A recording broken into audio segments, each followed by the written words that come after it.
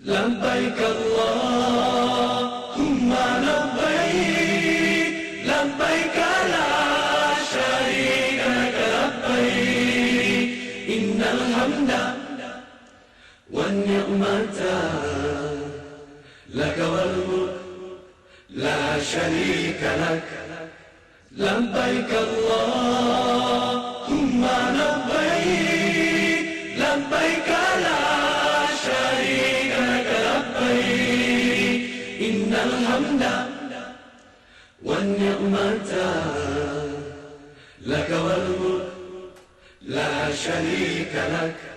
Bismillah, Assalamu alaikum wa rahmatullahi wa barakatuh. Welcome to your show, Philosophy of Hajj. I'm your host, Khalil Amonette, and we're joined by Professor Muhammad Naeem Saie. Welcome. Assalamu alaikum. Thank you for joining us, of course. Last episode, we have been talking about the all-encompassing nature of Islam and how Hajj is such a big lesson about this for the children, women, and everyone. What else can we say about this, or are we going to talk about a different topic this show? طيب بسم الله جزاك الله خيرا بسم الله الرحمن الرحيم الحمد لله رب العالمين والصلاة والسلام على سيدنا محمد وعلى آله وصحبه أجمعين. اللهم إني أسألك سؤال المضطر إليك والمفتقر إليك أن ترفع البلاء عن أمة محمد صلى الله عليه وسلم وتجعل أيامها هذه أيام ذي الحجة أيام نصر، أيام فرج، أيام رزق، أيام رحمة ومغفرة وقبول برحمتك يا أرحم الراحمين. اللهم إني أسألك من أراد لهذا الإسلام خيرا أن توفقه إلى كل خير، من أراد به سوءا أو شرا أو مكرا أن تجعل كيده في نحره. اللهم شتت شمله وفرغ جمعه واجعل دائرة السوء عليه، إنك أنت الجبار القوي المتين. فرج الهم عنا وعن المهمومين ونفس الكرب عنا وعن المكروبين. أحسن خلاص المسجونين وفك أسر المأسورين واستجب دعواتنا واقض حوائجنا، إنك أنت على ما تشاء قدير وبالإجابة جدير. آمين اللهم آمين. أما بعد. Alhamdulillah, these days, the days of the Hajj, as you know, is very blessed days. And Allah subhanahu wa ta'ala, but to give everyone his within the environment or the atmosphere or the moment of the Hajj, even if he is too far from Makkah Mukarramah. This is one of the very special impact of the Hajj. Even if you are not in the Hajj, but you are talking about the Hajj, even if you are not in Makkah Mukarramah, but your heart is there, even if you are not on Mina, but your everything inside you has just in advance has arrived there. Everyone to take a little share from the blessing of these days, the blessing of the great Farida, mandatory in Islam, the great pillar of Islam, Al-Hajj. We can feel it, we can live in it, inshallah ta'ala. So let us continue, inshallah azza wa jal. Inshallah. As you know, my son Khalil, because you go to school, and you know in the school, whether that high school, elementary, or maybe if you are in the college, in different kind of stage of your academic school, the best way to assure that the information or the piece of knowledge been digged in your mind and has been restored in your mind, so you're not ever forget what you've been given by your teacher, your professor, is to have it in a practical way. And you know what they do in the United States of America and some other maybe schools all around the world? They call, and I did this, I did innovate this way of teaching in some other maybe Islamic schools. Yeah. When I was in the United States of America, I was given opportunity to give some lectures in different maybe centers, different institutes.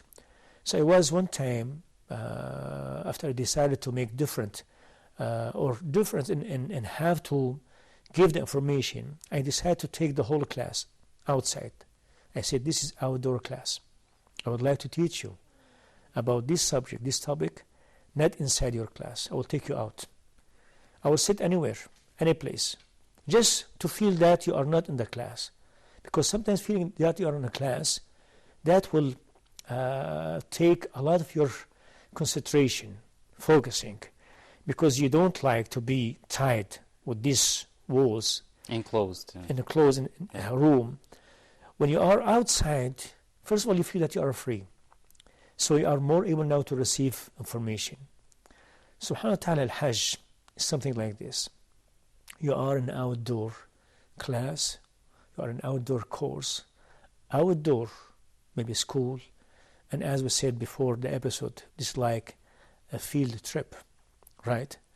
What is more important to you as a Muslim after you've been studying about your Prophet sallallahu alaihi wasallam? All of us, alhamdulillah, I mean, we have studied about his biography sallallahu alaihi wasallam. We call it as-sirah, the Prophet Sirah, as-sirah al-nabawiyyah, right? The Prophet biography sallallahu alaihi wasallam. The day he born alayhi salam, and all his stage of his life, when he was like, when he lost his two parents, when his uncle sponsored him sallallahu alaihi wasallam, when he was a young boy in Makkah al-Mukarramah and young man in Makkah al-Mukarramah, all these stages in Makkah al-Mukarramah, maybe period of time, and when he goes to alayhi salam, went to al-Madinah, the migration, all these issues in details. We have studied this in books, but we did not see it. Yes. We did not live these meanings. And because sometimes we are short in trying to live the meanings of what we are reading, what we are learning about our Islam, Hajj to come to our mind, just to have this gold maybe opportunities and chance to take us to this field trip and this outdoor class, to learn in a practical way by seeing and watching and experiencing the same spot, the same geographic maybe places the Prophet were sallallahu alaihi wasallam, his companion radiallahu anhu ardahum, where the place where this Sahabi has suffered, where the place Sayyidina Bilal was tortured by the disbelievers in Makkah al-Mukarramah, where is the spot where the battle of Badr took a place, or the battle of Uhud has taken a place, the battle of Al-Khandaq, the trench, all these issues, where this maybe lady has maybe taken a place when she was maybe offering to be free, or to be maybe rewarded, or to be tortured. Sayyidah Asma, when she was taking all this food and just struggling just to reach the Prophet place with Sayyidina Abu Bakr Siddiq in the time of the Hijrah. All these issues, you cannot just memorize it. You cannot maybe take the sense of its feelings in real way unless you are able to see its maybe geographic maybe places in your eyes. And this is the Hajj maybe most important point toward your maybe theoretical study in Islam. You go to Makkah al-Mukarramah and you say, this is the same place the Prophet ﷺ was helping the disbeliever before he became Prophet ﷺ to rebuild Al-Kaaba. Yes, this is the same place.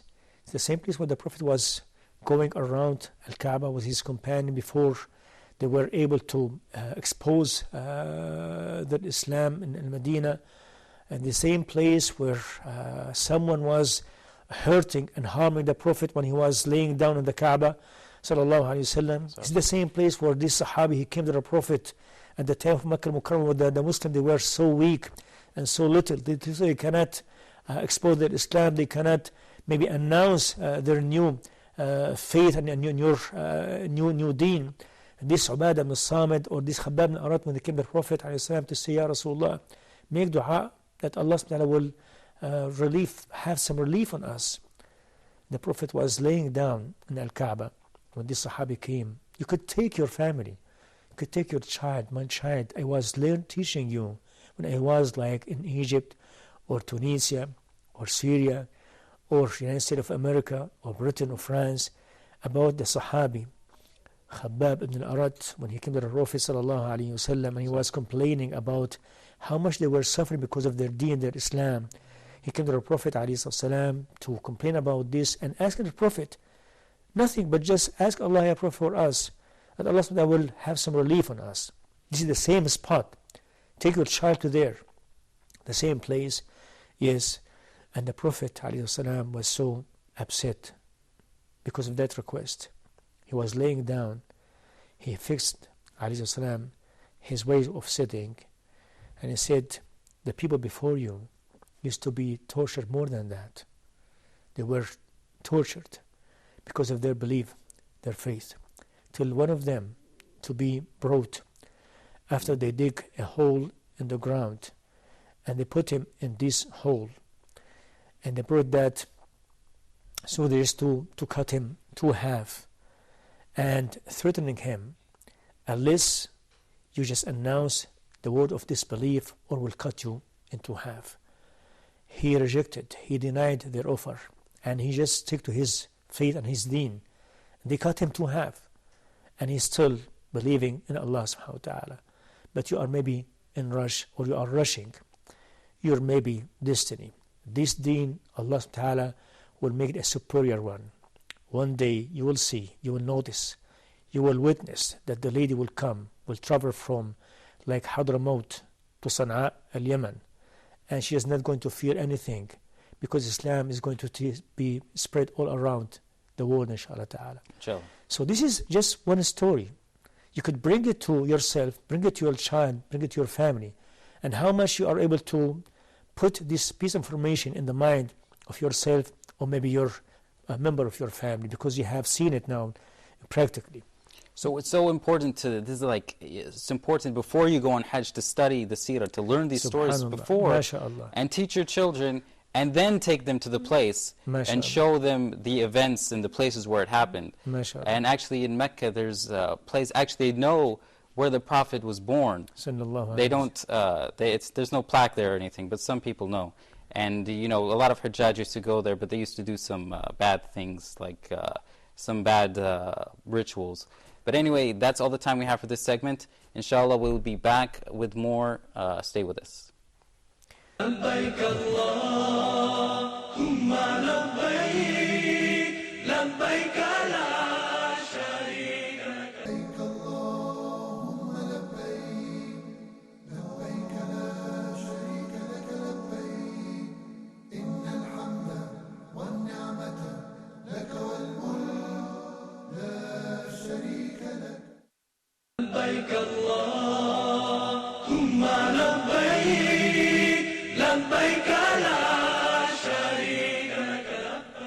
Welcome back. We were just talking about how important the seerah is in Hajj, how we learn from these stories, and we'll get better understanding of and appreciation for the place because of the events that happened there.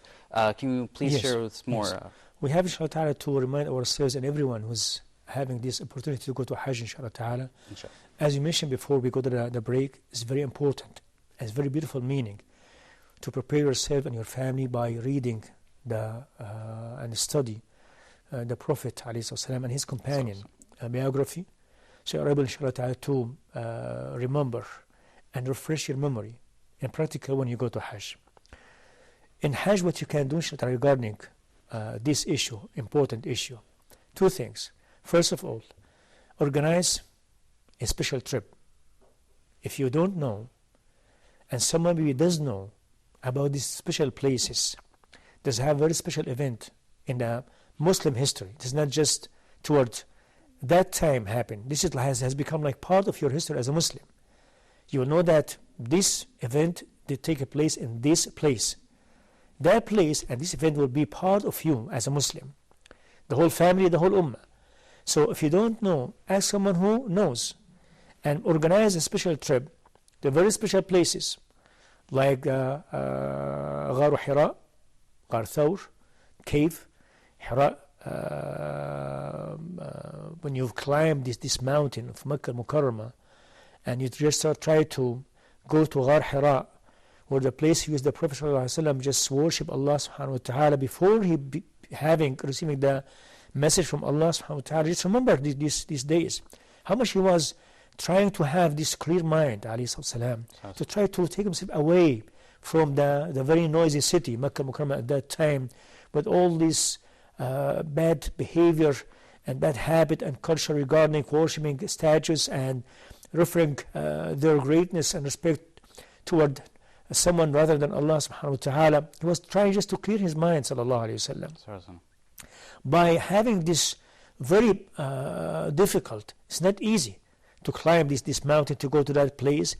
And when you reach that place and see how much was so beautiful, was so influential spiritually and physically and mentally, physically and mentally and emotionally and spiritually, when you go and reach that place, look at the beautiful scene, the beautiful sight and view from that place to Makkah al-Mukarramah and Al-Kaaba. SubhanAllah, as if that you have become over the clouds. Over everything might maybe disturb and annoy your thought or your thinking or maybe your belief, your faith. So become like very clear, very pure. So you'll be able to receive a special mercy and message from Allah subhanahu wa ta'ala. He does not know at that time, he did not know that he's going to be receiving the message from Allah subhanahu wa ta'ala. But Allah inspired him subhanahu wa ta'ala. Allah subhanahu wa ta'ala gave him this kind of thing to go and worship Allah subhanahu wa ta'ala in that place. Just take yourself, your children, your family to that place and just try to pray 2 rak'ah if you are able to do that, And from that place, take this lesson to you. When you go back home, try to make it. Take yourself, your family, from time to time to a place where there is no noise, no disturbing, no all this maybe light in the city. Go somewhere where you are able to have very clear, very pure, very peaceful environment for yourself and your family. Make such ibadah like praying or fasting, maybe, or making dhikr to Allah subhanahu wa ta'ala. Special trip to clean yourself. You will take that from this practical study to the seerah of the Prophet sallallahu alaihi wasallam. Now, if you visit that place, don't forget to go where the big event in Islam has taken place. Take your family, take yourself to the place where the battle of Badr, where few Muslims at that time, 300 and maybe little bit, 314 or 15 versus 1,000 of disbelievers. They were not even preparing themselves for that, the battle, as you know, the battle of Badr. Very important event in Islam. We did study about this event, but not see the place of it. Go and visit this place and see that the place where the Sahaba, they were struggling and suffering and fighting. In that place, you could tell yourself, in that place Allah sent His angels. Allah sent Sayyidina Jibreel alayhi salam and other angels just to come and help the Sahaba. From that place you could see and you could feel that Allah is with us subhanahu wa ta'ala. Even we have some maybe very humble, very limited maybe capabilities or maybe tools or maybe means of defending Islam or maybe bringing back our dignity, but Allah subhanahu wa ta'ala will support. This is like a very strong message, very quick, very light, but it's very strong message to everyone is suffering right now in the Muslim countries, in Arab countries, when someone is just feeling that, why, because I did hear this from many people, why victory is still did not come to us. We are just trying to struggle and suffer for Islam, for dignity, for freedom. What is going on in different Arab countries right now? They are just struggling for their dignity and their freedom and their maybe Islamic values and principles, but the victory is not yet maybe close to them as they feel, as they maybe believe. We say no, it is very close. The victory is very close. It's closer than when you think, what you believe. But just your work, your action, your job, responsibility is to work for it. And strive for it, yeah. Yes, the same way Allah has commanded you to do, subhanahu wa ta'ala. And if it is necessary to show the miracle of Allah subhanahu wa ta'ala, because Allah does not need subhanahu wa ta'ala even your work. Allah subhanahu wa ta'ala can maybe give you the victory without any reasons. Without the effort. Without the effort, Yeah. right? But Allah subhanahu wa ta'ala just to give you some kind of comfort, some kind of maybe light message that Allah is with you subhanahu wa ta'ala. The angels who they supported the Prophet alayhi salam, Yes. in this time, the time of the battle of Badr, Allah subhanahu wa ta'ala is able to send these angels again to you. Maybe sometimes you cannot see them, but they are with you. As a matter of fact, we have angels everywhere, right? These angels is to support Muslims, wherever they are, inshallah ta'ala. Inshallah. So just to have this great meaning, Allah subhanahu wa ta'ala, it was us subhanahu wa ta'ala with those who they are struggling. As Allah said, وَالَّذِينَ جَاهَدُوا فِينَا لَنَهْدِيَنَّهُ سُبُلَنَا وَإِنَّ اللَّهَ لَمَعَ الْمُحْسِنِينَ. Allah is with you subhanahu wa ta'ala. When you go to Makkah al-Mukarramah, go to this place and remember and make dua to Allah subhanahu wa ta'ala and say, oh my Lord, the same way you have give the victory to the Prophet and his companion in that battle, the battle of Badr, give your victory to every Muslim struggling for the sake of you and for the cause of you, inshallah ta'ala. And also you have your brothers and sisters around the world supporting you, if not in action, in words also. And that's all the time we have, Professor Saie. I'd like to thank you for sharing with us this great wisdom. And I mean, we just heard how important it is to go to these places, not only just to see them, but to remember what happened in them, to appreciate, to fully appreciate these places and these people. Assalamu alaikum wa rahmatullahi wa barakatuh. لبيك اللهم لبيك لبيك لا شريك لك لبيك إن الحمد والنعمة لك والملك لا شريك لك لبيك اللهم لبيك لبيك لا شريك لك لبيك إن الحمد والنعمة لك والملك لا شريك لك